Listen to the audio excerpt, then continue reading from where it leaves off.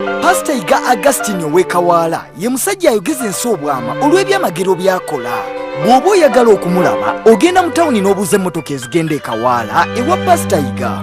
Oyinza n'okugenda paaka empya we yazze n'obuuza ezigenda ewa Pastor Iga. N'olwekyo jangu nga bw'oli ojja kuwonyezebwa mu linnya lya Yesu Omunazaleesi. Hallelujah. We told you what's in Kawala nowadays on Saturday nights is so exciting.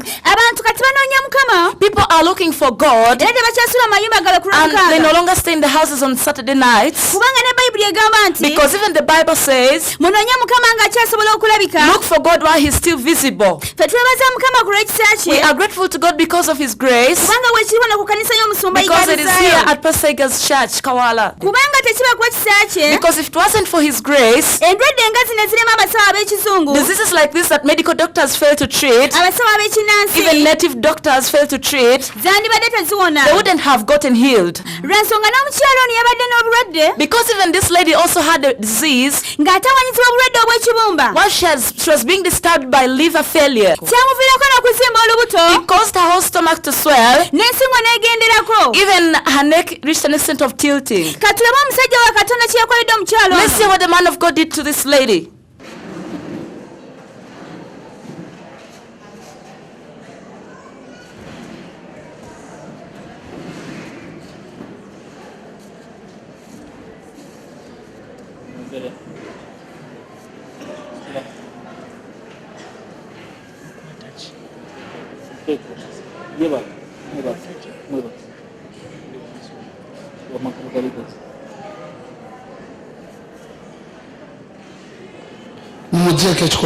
You remove that hat.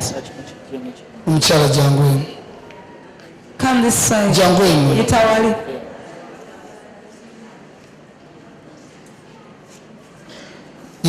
What happened? She started swelling on her arm. We took her to hospital.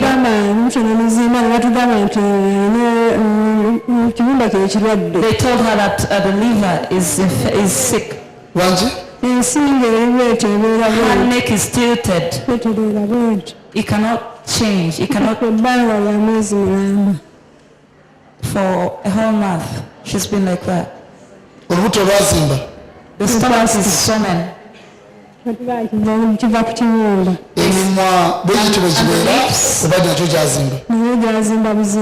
She's all swollen basically.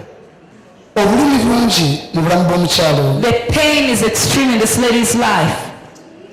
I penetrate the power of the Lord into her life, into her stomach, into her legs. I command all the pain that she's feeling to go back to where it came from.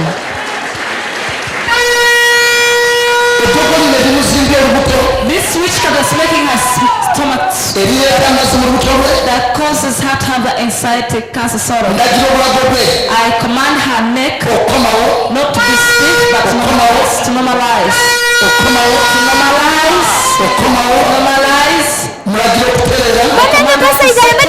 I'm telling you, Pastor Iga has insisted as he trusts God, but not as it is so. As this one is in a terrible situation, really, is he going to heal him? Oh my God! What is this that the Lord has brought? What is this that we are seeing?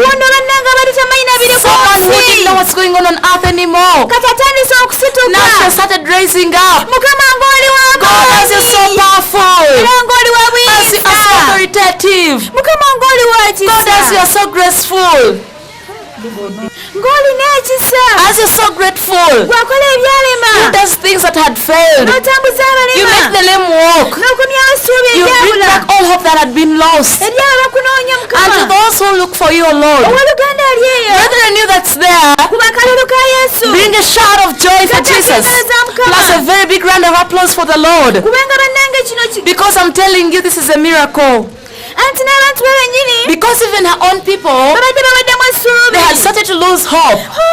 Oh my God! Oh God! Don't put us to shame. Don't embarrass us. Don't embarrass us. She's standing. She's standing.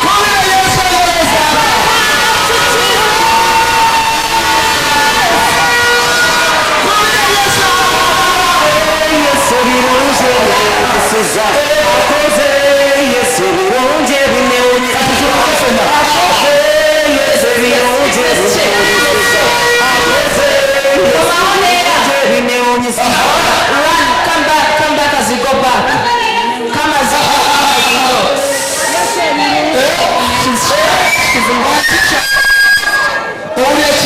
How do you feel?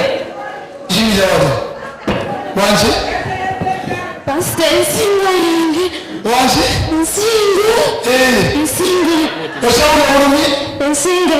is not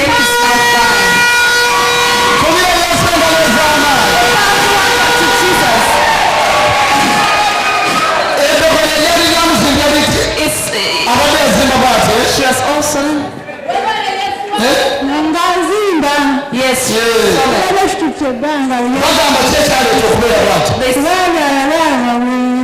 They said it was caused by the liver. This is a witchcraft.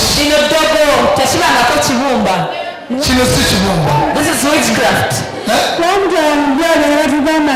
We took her to hospital and they told her it's Jesus has set her neck free. In this time, God does miracles.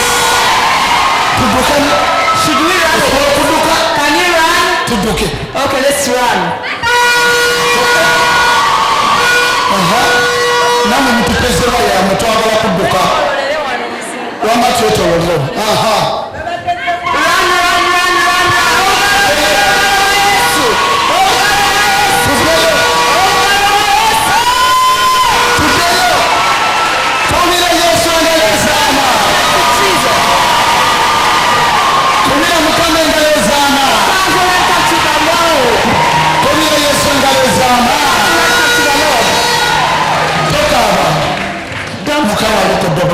Jesus is saying to your life, the Lord has set you free.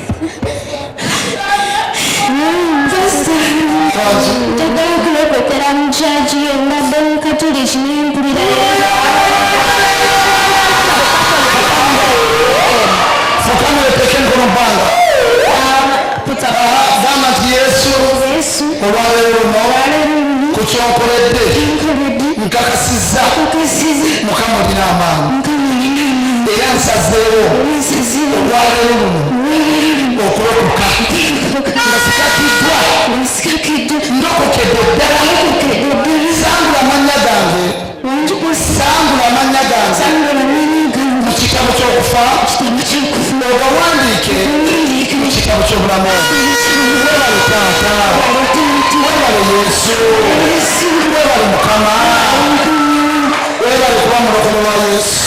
Abaganda bagamba nti The Baganda have a saying, okuliraana omukulu atadiza to neighbor an old person that does not give back, oliraana omuti ogw'empumbu. at least you be a neighbor to a tree called Mpumbu. Kyova olaba Yesu ly'ekkubo That is why Jesus is the way, ye mazima the truth, era bwe bulamu. and the life. Kyova olaba yawaayo omusaayi gwe That is why he gave his blood. abantu be balokolebwe Some people bulungi. can be saved and be well. Kyova olaba n'omusumba yiga akusabira That is why even Pastor Iga prays for you. webeera bulungi You be well, era n'oddeyo ng'oli and you go back musanyufu. while you are very happy. Jangu mu kansolingi Come and meet him in ogenda mulaba ng'oli wekka Pastor Iga omubuulira ensonga yo your issue. ku lwokubiri Tuesday, ku lwokuna Thursday, ku lwomukaaga and Saturdays. kera bukeezi Come as nga others tolina possible. ky'olidde Eating a thing. omulabe mu kyama You see him. mukama agenda kuwa The Lord omukisa is going to bless you. pasita Iga Augustine ow'ekawaala ye musajja ayogeza ensi obwama olw'ebyamagero by'akola.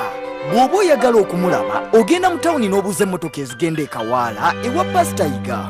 oyinza n'okugenda paaka empya we yazze n'obuuza ezigenda ewa pasita Iga. n'olwekyo jangu nga bw'oli ojja kuwonyezebwa mu linnya lya Yesu Omunazaleesi. Haleluya.